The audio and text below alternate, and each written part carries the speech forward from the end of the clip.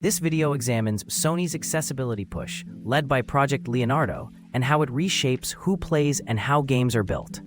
Modular inputs and adaptive controls let developers tailor experiences for diverse abilities, turning exclusion into pathways. Recent titles add adjustable UI, pacing, and alternative schemes that preserve challenge without barriers. The result is a global ripple, bigger audiences, richer feedback, and a shift where accessibility sets the quality bar. For tech enthusiasts, hardware-software synergy shows inclusive design as the engine driving future gaming. In short, accessibility is becoming a strategic frontier, shaping the next generation of games.